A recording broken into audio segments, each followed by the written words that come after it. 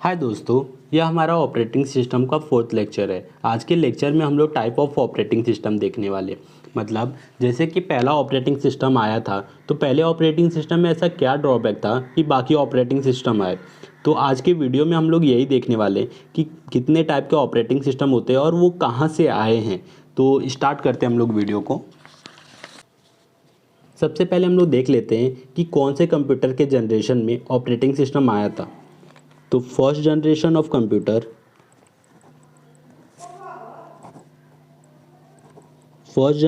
Computer जो कि था 1930 से 1940 के बीच में। इस टाइम के जो ऑपरेटिंग सिस्टम हुआ करते थे वो वैक्यूम ट्यूब से बने हुए करते थे और इस टाइम पे ऑपरेटिंग सिस्टम नहीं आया था।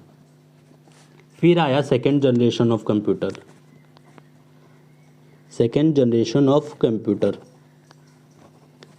इसका समय था 1940 से 1950 का समय था। इस टाइम के जो कंप्यूटर हुआ करते थे वो मैग्नेटिक टेप से बने हुए करते थे।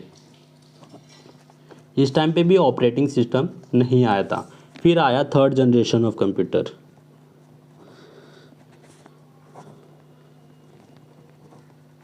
इसका समय था 1950 से 1960 के बीच का और इस टाइम के जो कंप्यूटर हुआ करते थे वो मैग्नेटिक डिस्क से बने हुए करते थे। इस टाइम पे ऑपरेटिंग सिस्टम आया था। फिर जब ऑपरेटिंग सिस्टम 1950 से 1960 के बीच में आया था तो इस टाइम पे दो ऑपरेटिंग सिस्टम आए थे। एक था यूनी प्रोग्राम ऑपरेटिंग सिस्टम, दूसरा था मल्टी प्रोग्राम ऑपरेटिंग सिस्टम। अब ये यूनी प्रोग्राम ऑपरेटिंग सिस्टम क्या होता है? यूनी प्रोग्राम ऑपरेटिंग सिस्टम में मेन मेमोरी में एक ही प्रोग्राम होता है, उसे यूनी प्रोग्राम ऑपरेटिंग सिस्टम कहते हैं। और मल्टी प्रोग्राम ऑपरेटिंग सिस्टम क्या होता है? मल्टी प्रोग्राम ऑपरेटिंग सिस्टम की मेन मेमोरी में मोर देन एक प्रोग्राम होता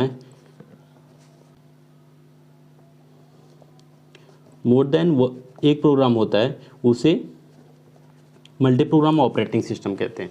तो सबसे पहले हम लोग देख लेते हैं यूनी प्रोग्राम ऑपरेटिंग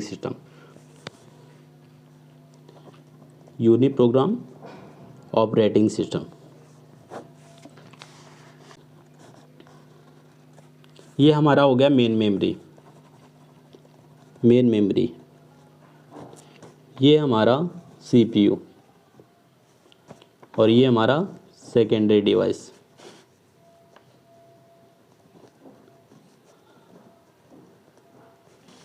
और ये रहा इनपुट आउटपुट। तो आपको पता होगा जब पावर ऑफ होता है तो जितने भी हमारे ऑपरेटिंग सिस्टम और प्रोग्राम होते हैं वो सब हमारे सेकेंडरी डिवाइस में होते हैं। तो मान लीजिए हमारा ऑपरेटिंग सिस्टम और बहुत सारे प्रोग्राम सेकेंडरी डिवाइस में है, तो जैसे ही आप पावर ऑन करते हैं तो ऑपरेटिंग सिस्टम सेकेंडरी डिवाइस से मेन मेमोरी में आ जाता है और जिस एरिया में आता है उसे सिस्टम एरिया कहते हैं और इस प्रोसेस को हम लोग बूटिंग प्रोसेस कहते हैं। बूटिंग प्रोसेस क्या होता है कि ऑपरेटिंग सिस्टम सेकेंडरी डिवाइस से जब प्राइमरी मेमोरी में आ जाता है तो उस प्रोसेस को हम लोग बूटिंग प्रोसेस कहते हैं और जिस एरिया में आता है उसे सिस्टम एरिया कहते हैं और बाकी का जो एरिया बच जाता है उसे यूजर एरिया कहते हैं। तो यूजर एरिया के अंदर हमारा यूजर प्रोग्राम होता है, जैसे कि क्रोम वगैरह है, वो सारे हमारे यूजर प्रोग्राम है, तो वो यूजर एरिया के अंदर रहते हैं। तो उस ऑपरेटिंग सिस्टम जैसे सिस्टम एरिया में आता है वो सारा कंट्रोल अपने हाथ में ले लेता है। और ये कौन सा ऑपरेटिंग सिस्टम है? ये यूनी प्रोग्राम ऑपरेटिंग सिस्टम। तो यूनी प्रोग्राम ऑपरेटिंग सिस्टम सारा कंट्रोल अपने हाथ में ले लेगा। तो इसकी एबिलिटी क्या होती है कि इसके मेन मेमोरी में एक ही प्रोग्राम होगा। तो ये क्या करेगा, सबसे पहले सेकेंडरी डिवाइस से एक प्रोग्राम को मेन मेमोरी में लाएगा। तो मान लीजिए PR1 मेन मेमोरी में आ गया, फिर ये जाएगा CPU के पास एग्जीक्यूशन के लिए। जब CPU के पास एग्जीक्यूशन कर रहा होगा PR1, तो मान लीजिए उसको इनपुट आउटपुट चाहिए, तो PR1 क्या करेगा, CPU को छोड़ देगा और चले आएगा इनपुट आउटपुट के लिए। तो इस टाइम पे CPU खाली बैठा रहेगा। तो दूसरा प्रोग्राम मेन मेमोरी में है नहीं, तो वो CPU के पास नहीं आ सकता। क्यों नहीं आ सकता? क्योंकि स्टोर प्रोग्राम कॉन्सेप्ट की वजह से CPU में दूसरा प्रोग्राम नहीं हो सकता। अब ये स्टोर प्रोग्राम कॉन्सेप्ट क्या है? स्टोर प्रोग्राम कॉन्सेप्ट है कि सेकेंडरी डिवाइस मान लीजिए कोई भी प्रोग्राम सेकेंडरी डिवाइस में है तो सबसे पहले मेन मेमोरी में आएगा, मेन मेमोरी में आने के बाद फिर वो जाएगा सीपीयू के पास, मतलब इस सीक्वेंस में ही प्रोग्राम एग्जीक्यूट होंगे। तो सबसे पहले सेकेंडरी डिवाइस, फिर मेन मेमोरी, फिर CPU. Direct CPU secondary device से सीपीयू के पास नहीं आ जाएगा। तो आप देख सकते हैं कि यहाँ कोई प्रोग्राम है नहीं, तो इसलिए कोई भी प्रोग्राम सीपीयू में नहीं आ सकता। अब सीपीयू में मतलब खाली बैठा है, यहाँ सीपीयू यहाँ खाली बैठा है, खाली बैठने को हम लोग आइडलनेस कहते हैं। तो इसका ड्रॉबैक क्या हो गया, इसका ड्रॉबैक क्या है कि सीपीयू आइडलनेस है।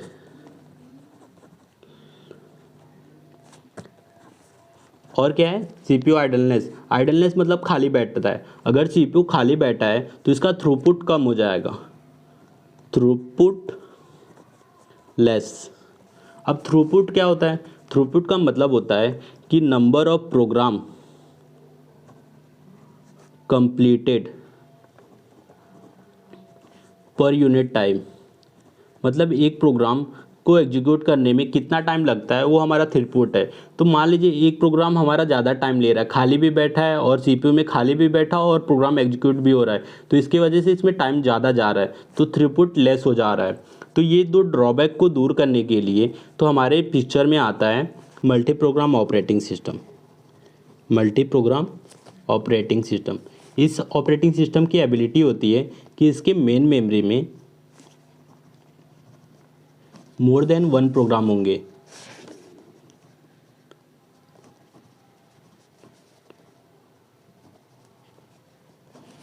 तो आप समझ सकते हैं मेन मेमोरी में मोर देन वन प्रोग्राम होंगे तो उसे मल्टी प्रोग्राम ऑपरेटिंग सिस्टम कहते हैं। अब इसको डायग्राम के माध्यम से समझते हैं।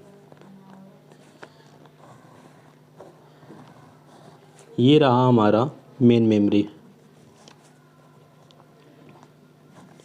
ये है हमारा सीपीयू और ये हमारा सेकेंडरी डिवाइस।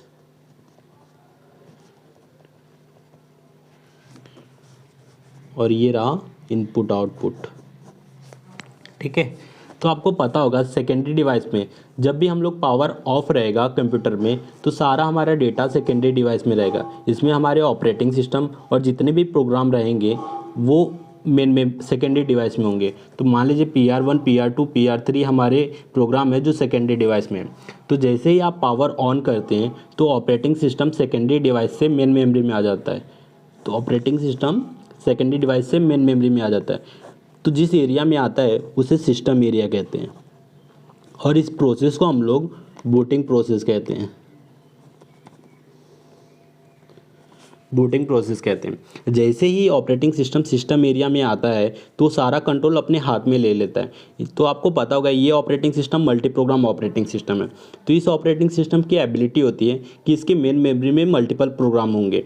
तो जैसे कि अपने सारा कंट्रोल अपने हाथ में ले लिया ऑपरेटिंग सिस्टम, तो ये operating system PR1, PR2, PR3 को सेकेंडरी मेमोरी सेकेंडरी डिवाइस से मेन मेमोरी में लाएगा।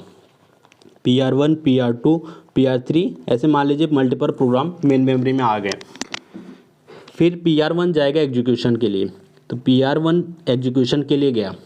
फिर मान लीजिए एग्जीक्यूशन के जब एग्जीक्यूशन कर रहा है तो उसको इनपुट आउटपुट चाहिए, तो वो CPU को छोड़ देगा और चला जाएगा इनपुट आउटपुट के लिए। फिर हमारे पिक्चर में आएगा PR2। अब आपको पता होगा कि मेन मेमोरी में प्रोग्राम है तो CPU में आ सकता है स्टोर प्रोग्राम कॉन्सेप्ट की वजह से। स्टोर प्रोग्राम कॉन्सेप्ट मैंने बताया था क्या होता है, स्टोर प्रोग्राम कॉन्सेप्ट। तो इस कॉन्सेप्ट की वजह से तो फिर PR2 CPU में आएगा। अब CPU का जब तक मान लीजिए PR2 CPU में एग्जीक्यूट कर रहा है और उसका एग्जीक्यूशन कंप्लीट हो गया तो वो CPU को छोड़ देगा।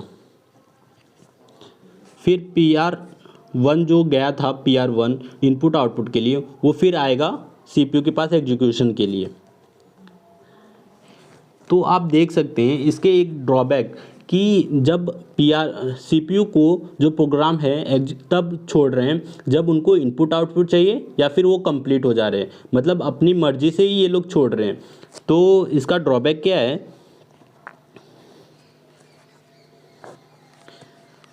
Starvation of other programme.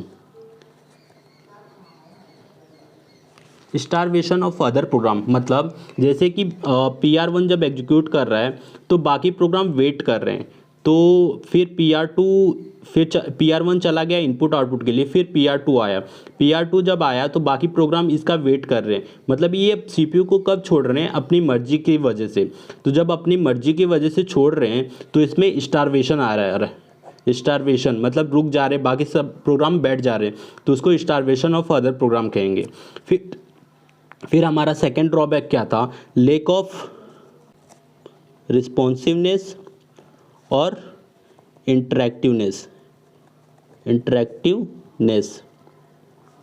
Lack of responsiveness और इंटरेक्टिवनेस का मतलब है कि CPU से प्रोग्राम बहुत ही मतलब कम समय के लिए इंटरेक्ट कर रहे हैं और रिस्पॉन्स भी कम कर रहे हैं, तो जिसके वजह से ये हमारा ऑपरेटिंग सिस्टम का ड्रॉबैक था। और इसका एग्जांपल क्या है? आपको विंडो 3.0 ये इसका एग्जांपल है। अब हमारे पिक्चर में आता है जो मल्टी प्रोग्राम ऑपरेटिंग सिस्टम होते हैं वो CPU को दो तरह से छोड़ते हैं। मतलब इसके दो टाइप होते हैं, प्रीएम्पशन और नॉन प्रीएम्पशन। प्रीएम्पशन मतलब फोर्सफुली डीअलोकेशन।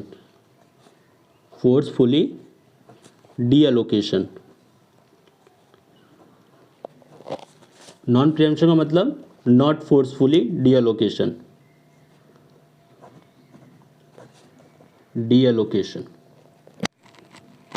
आप देख सकते हैं कि यहाँ मतलब फोर्सफुली यहाँ प्रोग्राम को निकाला नहीं जा रहा है, तो ये हमारा एग्जाम्पल था नॉट प्रीएम्पशन का। मतलब नॉन प्रीएम्पशन है ये, जब मतलब अपनी मर्जी से CPU को छोड़ रहे हैं, जब इनको इनपुट आउटपुट चाहिए या कंप्लीट हो जा रहे हैं तभी वो CPU को छोड़ रहे हैं, इसलिए इसको नॉन प्रीएम्पशन बोलते हैं। तो ये नॉन प्रीएम्पशन का एग्जांपल है विंडो 3.0। अब आया हमारा पिक्चर में प्रीएम्पशन मतलब CPU को जो भी प्रोग्राम रन कर रहे हैं उनको फोर्सफुली डीअलोकेट करना है। तो दो तरह से हम लोग अलोकेट करते हैं, तो चलिए इसको देखते हैं। दो तरह से एलोकेट करते हैं। एक जो एलोकेट होता है वो प्रायोरिटी के बेस पे करते हैं और एक करते हैं हम लोग टाइम के वजह से। प्रायोरिटी और टाइम। प्रायोरिटी का मतलब हायर प्रायोरिटी जो रहेगा वो पहले रन होगा, फिर उसके बाद लोअर प्रायोरिटी के प्रोग्राम। हायर प्रायोरिटी मान लीजिए ऑपरेटिंग सिस्टम का जो भी प्रोग्राम है वो हायर प्रायोरिटी है और क्रोम का जो भी प्रोग्राम है वो लोअर प्रायोरिटी है, तो सबसे पहले हायर प्रायोरिटी प्रोग्राम रन करेगा, फिर उसके बाद लोअर प्रायोरिटी। और टाइम स्पेंड का मतलब होता है कि मान लीजिए PR1 PR2 PR3 जितने भी प्रोग्राम हैं सबको मैंने 3-3 सेकंड दे दिया रन करने के लिए CPU में, तो जैसे ही PR1 का 3 सेकंड होगा वो हट जाएगा, CPU को छोड़ देगा, फिर PR2 आ जाएगा एग्जीक्यूशन के लिए, फिर इसका जब 3 सेकंड हो जाएगा तो ये भी हट जाएगा, फिर PR3 आ जाएगा। मतलब एक एक प्रोग्राम सिर्फ 3-3 सेकंड के लिए रन करेंगे, तो उसी टाइम प्रीएम्पशन बोलेंगे। अब हमारा अब देख सकते हैं यहाँ मल्टी प्रोग्राम ऑपरेटिंग सिस्टम है, तो इसके बेस पे प्रीएम्पशन के मल्टी प्रोग्राम ऑपरेटिंग सिस्टम के दो पार्ट में डिवाइड किया, प्रीएम्पशन के बेस पे, नॉन प्रीएम्पशन। तो प्रीएम्पशन के बेस पे जो आया उसको प्रीएम्प्टिव ऑपरेटिंग सिस्टम बोलेंगे और नॉन प्रीएम्पशन के वजह से जो आया उसको नॉन प्रीएम्प्टिव ऑपरेटिंग सिस्टम बोलेंगे। प्रीएम्पशन तो इसको प्रीएम्पशन ऑपरेटिंग सिस्टम बोलते हैं, इसको नॉन प्रीएम्पशन ऑपरेटिंग सिस्टम कहते हैं। और फिर हमारा प्रायोरिटी के बेस पे रियल टाइम ऑपरेटिंग सिस्टम और टाइम के बेस पे टाइम शेयरिंग ऑपरेटिंग सिस्टम, ये अलग अलग ऑपरेटिंग सिस्टम है। अब एक एक को हम लोग देख लेते हैं। पहला है हमारा uniprogram operating system. Uniprogram operating system has a ability to hold a single program in a memory on the basis of store program concept. अब आपको समझ गया होगा कि स्टोर प्रोग्राम कॉन्सेप्ट के वजह से यूनिप्रोग्राम ऑपरेटिंग सिस्टम के मेन मेमोरी में एक ही प्रोग्राम होता है, उसे यूनिप्रोग्राम ऑपरेटिंग सिस्टम कहते हैं। और store program concept is CPU can not execute program directly from the disk, मतलब सेकेंडरी डिवाइस से, और CPU program run only one at the time. Example के लिए MS DOS। फिर हमारा आता है मल्टी प्रोग्राम ऑपरेटिंग सिस्टम। तो मल्टी प्रोग्राम ऑपरेटिंग सिस्टम क्या होता है, इसके ऑपरेटिंग सिस्टम, इस ऑपरेटिंग सिस्टम में मेन मेमोरी में मोर देन वन प्रोग्राम होंगे, उसे मल्टी प्रोग्राम ऑपरेटिंग सिस्टम कहते हैं। एग्जाम्पल के लिए यूनिक्स होता है। अब मल्टीटास्किंग और मल्टी प्रोग्रामिंग दोनों सेम होता है। मल्टी प्रोग्रामिंग ये यूनिक्स की फैमिली यूज करती है और मल्टीटास्किंग ये विंडो की फैमिली यूज करती है। मतलब विंडो को जो भी प्रोग्राम होंगे उसको मल्टीटास्किंग बोलेंगे और मल्टी प्रोग्राम ऑपरेटिंग सिस्टम ये यूनिक्स की फैमिली, मतलब ये वर्ड यूज करती है। दोनों का मतलब सेम ही होता है। इन दोनों का मतलब होता है कि मेन मेमोरी में मोर देन वन प्रोग्राम होंगे, उसको मल्टी प्रोग्राम ऑपरेटिंग सिस्टम या मल्टीटास्किंग ऑपरेटिंग सिस्टम कहते हैं। तो multitasking operating system refer to multi-program operating system. It is same as a multi-program operating system. Multitasking word used for window family, whereas multiple program Unix family. फिर आया batch operating system. Batch operating system क्या होता है? Batch operating system come from non preemptive multi program operating system. It work on the basis of store program concept. फिर batch operating system store similar type of job in main memory for execution. Example के लिए bank statement. फिर हमारा आया real time operating system. Real time operating system comes from preemption multi program operating system. It work on the basis of store program concept. फिर in real time operating system priority are first. If higher priority program comes into a CPU, then low priority program move from CPU to block state और main memory. Example के लिए traffic control, pacemaker और missile. फिर हमारा आया time sharing operating system. Time sharing operating system come from preemption multi program operating system. It's work on the basis of store program concept. अब मैंने जो भी डायग्राम के माध्यम से समझाया है वो सारा एक ही चीज़ है। मतलब आप ध्यान से देखेंगे तो सबका मतलब एक ही होता है, बस उसको बोलने का तरीका अलग अलग है। अगर वीडियो अच्छा लगा तो प्लीज़ वीडियो को लाइक और सब्सक्राइब करें।